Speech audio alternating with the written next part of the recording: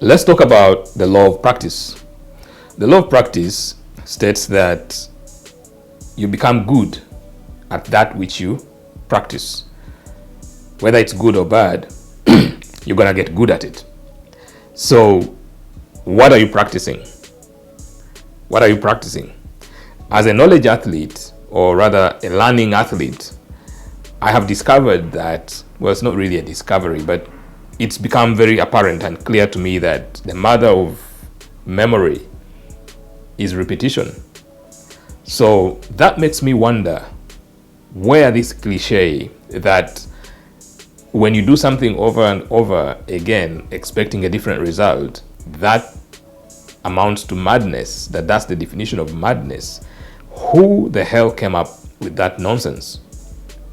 Doing something over and over and over is called repetition, and it's called practice, and you get better the more you do the same thing over and over. So you can't get mad by repeating something. You actually get better by repeating the same thing over and over. All right?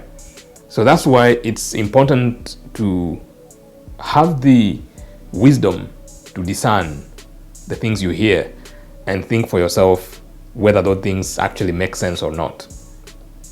Because that particular cliche doesn't make any sense. Okay? So what are you practicing? Because you're getting good at the things you're practicing. If you're practicing corruption, you're going to get very good at it. And then there are people who practice pointing out the faults in others, mistakes, failures in other people's lives. And then there are those that practice the things they don't like. They practice thinking, they meditate on the things they don't want, and they're constantly talking about their problems, their issues. You're going to get very good at that, and you're never going to find a solution to the problems. So mind what you practice, because you're getting better at it. If your phone has become the kind of thing you can describe as your master, to the point that when it beeps, you are eager to see what is beeping, what the phone is saying. In a sense, you're saying, yes, master, how can I serve you? Your phone is no longer a tool. It has become your master. So practice, for example, the things that you like, the positive things that you want for yourself and for your life.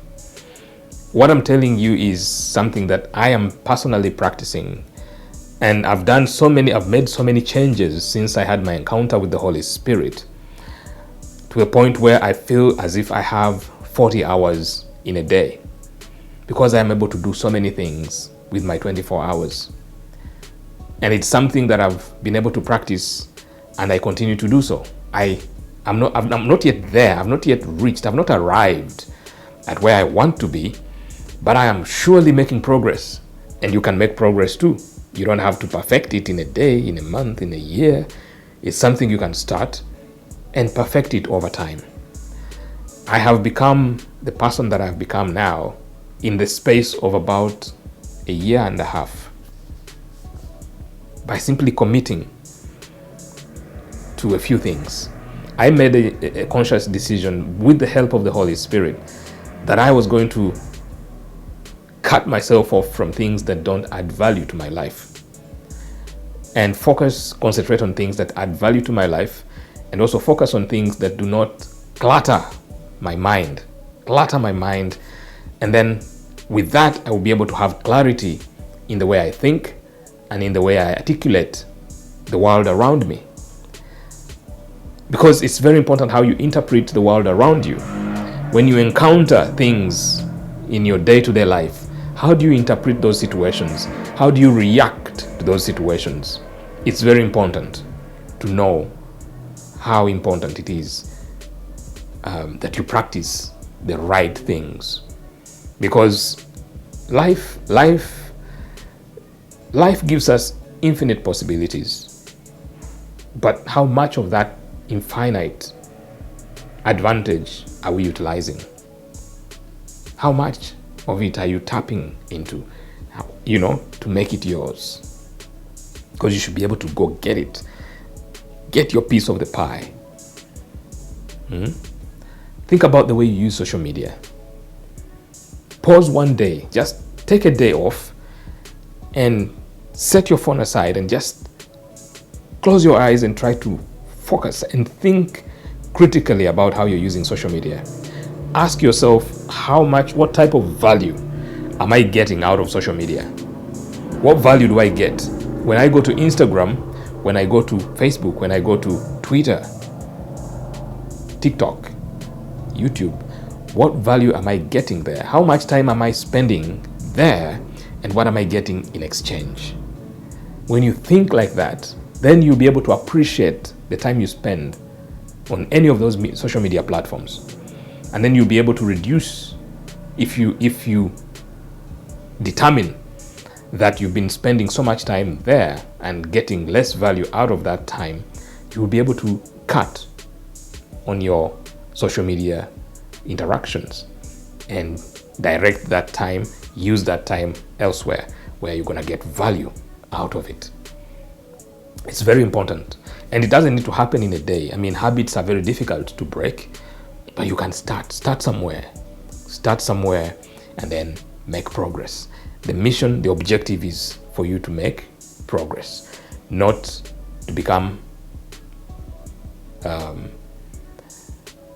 suddenly get a sudden transformation. The objective is for you to see that you're making progress day after day until you get there. You might not even get there, but at least you'll be making progress. Okay? So think about the things you're practicing and always be conscious of what you preoccupy your mind with. I'm going to leave you with this one.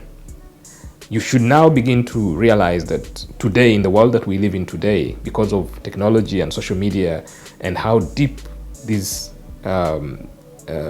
tools and these technologies have penetrated the fabric of our society and the fabric of our lives per se, there are new conditions that have emerged. These are like real medical conditions, but they are not yet medically diagnosed. But I think soon they will be officially recognized as medical conditions. Things like information fatigue syndrome, digital dementia, because you're overpumping yourself, you're overloading yourself with so much information. You can't hold any more information anymore, and you can't distinguish between the information that you need to commit to your long-term memory and the information you need to keep in your short-term memory for discarding. It's a mess in there. So you end up developing digital dementia. You forget. You're so forgetful. You can't remember anything. You can't even remember your own phone number. That's the problem. Okay? And then there is decision fatigue syndrome. Decision fatigue. You can't seem to make a decision quickly. You walk into your closet and you can't decide what to put on. It's a problem. These are conditions that are emerging today, and they're becoming a real serious problem, and you have to be conscious of this. It's time to start waking up. Wake up to these realities and live a better life and strive to become a better version of yourself. This is very important. Okay? So start practicing the things that add value to yourself, and also think value exchange in whatever you do. In your interactions with people, think value exchange. What am I giving? And when I give this time, if I give this person my time, what do I get in return? And that doesn't mean you're receiving something per se. You don't need to get anything tangible for yourself. That value exchange means if you invest time in somebody, for example, you see that they are getting value out of that investment, that they are benefiting from that investment. That is satisfaction. That is value exchange. You've given value and someone has actually got value out of your time. That's what I'm talking about. When you give somebody money, it's not that they should give something back to you. You want to see that they're using that money properly. If you give someone money and they drink it and they they become drunk and they go out and mess up and destroy their lives. That's not value. That's a waste. It's a waste of resources. So think value exchange. And when you speak with people, what do you impart in other people? When you talk to people, are you imparting something of value in somebody's life? It's now my mission to impart divine verities in everybody I encounter, and also to plant some kind of seed, to sow value into their lives. And this can be spiritual value, this can be physical value, physiological value, this can be emotional value, anything. But I just want to know that I've added some value in your life. So that's why I say that anybody that comes in contact with me never goes away the same, because they're gonna walk away with some value. I will add value into your life either way. It doesn't matter if we spend 1 minute together, 2 minutes together, 5 minutes, you're gonna get value out of just interacting with me. Because I carry a certain atmosphere with me, and I'm very conscious of it. I'm radiating divinity. Glory radiates out of me, and I carry an atmosphere of positive energy that rubs off to anybody that comes into my circle of influence. And when I'm talking about healing, there's a very high possibility that you're going to get healed.